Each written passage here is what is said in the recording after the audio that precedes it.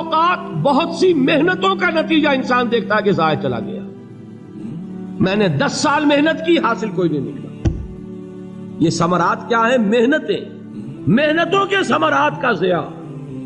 کوشش آپ نے کی، قسمت کی خوبی دیکھی ہے، ٹوٹی کہاں کمن، 2-4 ہاتھ جب کے لبے بام رہ گئے. Be prepared. ایک شاعر کے یہ اشعار ہیں، وہ کمیونسٹ تھا، میں نام بھی نہیں لیتا، لیکن یہ کہ یہ اسی انقلابی، چونکہ ان کا بھی ایک انقلابی نظریہ ہے، انقلابی عمل میں یہ سارے مراحل آتے ہیں. کوئی سیٹ بیک آیا، فرض کیجئے کوئی ناکامی ہو گئی، تو اپنے ساتھیوں کو دل بندھانے کے لیے یہ فصل امیدوں کی ہمدم اس بار بھی غارت جائے گی، سب محنت صبحوں شاموں کی اب کے بھی اکارت جائے گی. میرے نبی کے ثمرات کا جو لفظ یہاں آیا ہے، وَنَقْصٍ مِّنَ الْأَمْوَالِ وَالْأَنفُسِ وَالثَّمَرَاتِ، سب محنت صبحوں شاموں کی اب کے بھی اکارت جائے گی. دھرتی کے کونوں کھدروں میں پھر اپنے لہو کی کھاد بھرو، پھر مٹی سینچو اشکوں سے، پھر اگلی رت کی فکر کرو، پھر اگلی رت کی فکر کرو. جب پھر ایک بار اجڑنا ہے، ایک فصل پکی تو بھر پایا، تب تک تو یہی کچھ کرنا ہے. ایک مقصد ہے سامنے، انقلاب برپا کرنا ہے. ایک کوشش ناکام ہو جائے کوئی پرواہ نہیں، نیکسٹ. پھر تیار رہو ناکامی کے لیے. ایسا نہ ہو جو انگریزی میں کہتے ہیں hope for the best but be prepared for the worst. ایسا نہ ہو کہ دوسری مرتبہ ناکام ہو کے بددل ہو جاؤ، تمہاری ہمتیں جواب دے جائیں. نہیں، پہلے سے تیار رہو کہ دوسری مرتبہ بھی ناکامی آئے تو آئے، لیکن جب تک کہ کامیابی حاصل نہیں ہوتی ہمیں یہ کام کیے چلے جائیں. دیکھیے سیرت میں آیا کہ نہیں یہ واقعہ؟ بدر میں مسلمانوں کو فتح ہوئی تو احد میں زک پہنچی کہ نہیں؟ 70 صحابہ شہید ہوئے کہ نہیں؟ اگر ان کی ہمتیں جواب دے جاتی تو گاڑی کیسے چلتی آگے؟ تو فرمایا وَلَنَبْلُوَنَّكُمْ بِشَيْءٍ مِّنَ الْخَوْفِ وَالْجُوعِ وَنَقْصٍ مِّنَ الْأَمْوَالِ وَالْأَنفُسِ وَالثَّمَرَاتِ. ہم تمہیں لازماً آزمائیں گے، خوف کی کیفیت سے، فقر و فاقے کی کیفیت سے، بھوک سے، جان کے نقصان سے، مال کے نقصان سے، محنتوں کے حاصل کے ضائع ہو جانے سے. وَبَشِّرِ الصَّابِرِينَ، اور اے نبی بشارت دیجئے صبر کرنے والوں کو. الَّذِينَ إِذَا أَصَابَتْهُمْ مُصِيبَةٌ، وہ کہ جب ان پر کوئی تکلیف آئے، کوئی مصیبت آئے، کوئی آزمائش آئے، قالوا انا للہ وانا الیہ راجعون، وہ یہ کہیں کہ ہم اللہ ہی کے ہیں، اللہ ہی کی طرف لوٹ جانا ہے.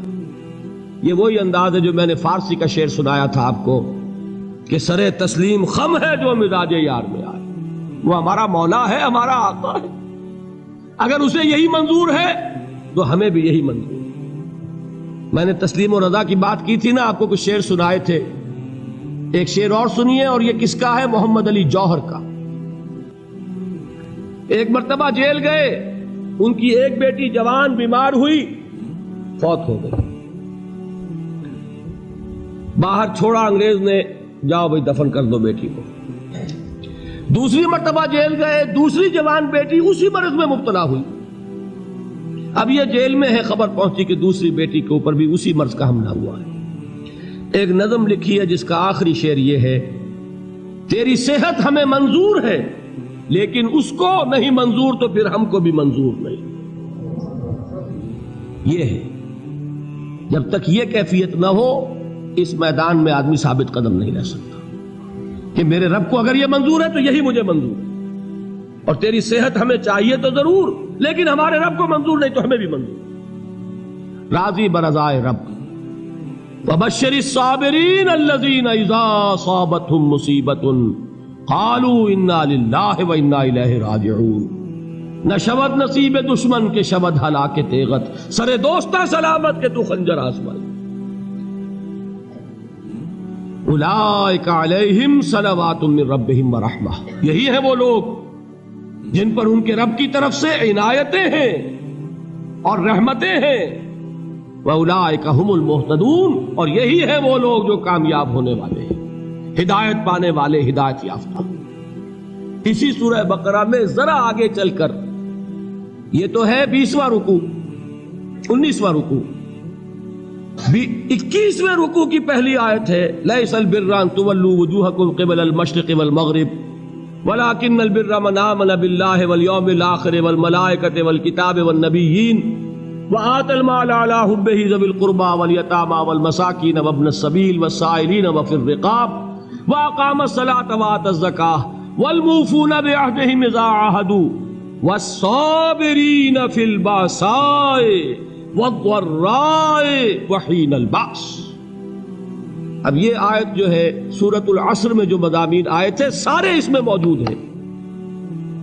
وہاں ایمان کا لفظ آیا، یہاں 5 ایمانیات کی تفصیل آ گئی، اعمال کی تفصیل آئی، اور آخری بات وہاں کیا ہے وَتَوَاصَوْا بِالصَّبْرِ، اور یہاں کیا ہے وَالصَّابِرِينَ فِي الْبَأْسَاءِ وَالضَّرَّاءِ وَحِينَ الْبَأْسِ، اور صبر کرنے والے. اصل نیکی ان کی ہے جو صبر کریں. کس میں؟ جنگ کے وقت. ذرائے باسائے، باسا کہتے ہیں فقر اور فاقہ. واحد آئے گا باس تو اس کے معنی جنگ، اور باسا جمع میں آئے گا تو فاقہ فقر بھوک. اور ذرائے جسمانی تکلیف، ضرر جسمانی تکلیفوں میں صبر کرنے والے، فقر اور فاقے میں صبر کرنے والے، اور جنگ کے وقت صبر کرنے والے. اولئک الذین صدقوا واولئک هم المتقون. یہ ہیں وہ لوگ جو صبر کرنے والے ہیں، یہ ہیں جو سچے ہیں، جو اپنے دعوے میں نیکی کے اور ایمان کے صادق ہیں، اور یہی وہ لوگ ہیں جو متقی. اگلی سورت ہے سورہ آل عمران. اس میں 2 لفظ آئے ہیں آخری آیت، یا ایھا الذین آمنوا اصبروا وصابروا ورابطوا واتقوا اللہ لعلکم تفلحون. دیکھیے یہاں صبر اور صابر جو تعلق جہد اور جہاد کا ہے وہی ہے صبر اور مصابرت. صبر ایک طرفہ عمل ہے، آپ جھیل رہے ہیں، برداشت کر رہے ہیں. صبر علی المعصیہ، صبر علی الطاعہ، صبر علی الابتلاء، یہ سب کیا ہے؟ صبر. اور مصابرت کیا ہے؟ صبر کا صبر سے مقابلہ. یہ سورہ آل عمران اب وقت نہیں ہے، میں آپ کو سناتا اللہ تعالیٰ نے کیسے کیسے مسلمانوں سے کہا. مسلمانوں تمہیں زک پہنچی ہے تو انہیں بھی تو پہنچی تھی. ان کے 70 نہیں مارے گئے تھے بدر میں؟ ان کے حوصلے جو ہیں وہ تو پست نہیں ہوئے، وہ اگلے سال آ گئے تم پر چڑھائی کر کے. تم کیوں اتنا برا مان رہے ہو؟ تمہارے دل اتنے زخمی کیوں ہو گئے؟ تمہیں تکلیف پہنچتی ہے تو انہیں بھی پہنچتی ہے. اپنی غیرت جو ہے ہمیں ذرا اس کا جائزہ لینا چاہیے. لوگ باطل نظریات کے لیے کتنی قربانیاں دے رہے ہیں، لوگ باطل چیزوں کے فروغ کے لیے کتنی محنتیں کر رہے ہیں. جیسا کہ میں نے ابھی کہا تھا، اسی غیرت کو چیلنج کرنے کے لیے، ذرا آپ کی حمیت دینی کو جوش دلانے کے لیے. قادیانی نوجوان کتنی تعداد میں اپنے آپ کو دین کے لیے وقف کرتا ہے، اور آپ کتنے نوجوان ہیں جو اپنے آپ کو دین کے لیے وقف کرتے ہیں، اور ہوں وہ کھاتے پیتے گھرانوں کے لوگ. یہ نہیں ہے کہ اگر کوئی اور کام نہیں کر سکتا تو پھر یہ ہے کہ وہ دین کے کام میں لگ جائے. باصلاحیت لوگ، کھاتے پیتے لوگ، ذہنی استعداد رکھنے والے لوگ، اونچے گھرانوں کے لوگ، وہ وقف کریں اپنے آپ کو دین کے لیے. اس کے بغیر کیسے باہر آ جائے گی، کیسے رونق آ جائے گی؟ تو دنیا میں باطل نظریات والے جو ہیں، یہ بات کہی گئی ہے مسلمانوں تم اگر توحید کے لیے لڑ رہے ہو، دیکھتے نہیں ابو جہل کو، اس نے گردن کٹوائی ہے شرک کے لیے، شرک کے لیے گردن کٹوائے، اور تم توحید کے لیے گردن کٹوانے کو تیار نہ ہو. اس نے گردن کٹوائی کہ نہیں کٹوائی؟ اور کس طرح کٹوائی ہے؟ کیونکہ بڑا متکبر قسم کا، فرعون قسم کا شخص تھا. جب گردن کاٹنے لگے تو کہتا ہے ذرا نیچے سے کاٹنا، تاکہ جب تم نیزے کے اوپر چڑھاؤ میرے سر کو تو اونچا نظر آئے، معلوم ہو سردار کا سر. وہ بدبخت مرتے ہوئے بھی جو اس کی کیفیت تھی نا، اس کو ذہن میں رکھیے. تو یہ اس لوگوں نے قربانیاں دی، جانیں دی. تو فرمایا اگر تم ان سے زیادہ قربانی نہیں دو گے، جو نوٹ کر لیجئے اس کو، مجرد اگر حق کو غالب کرنا اللہ کے ذمے ہو تو آنے واحد میں غالب کر دے گا، تمہیں تکلیف ہی دینے کی ضرورت نہیں. سمجھ رہے؟ کیا اللہ کے مقابلے میں کوئی باطل کی طاقت ٹھہر سکتی ہے؟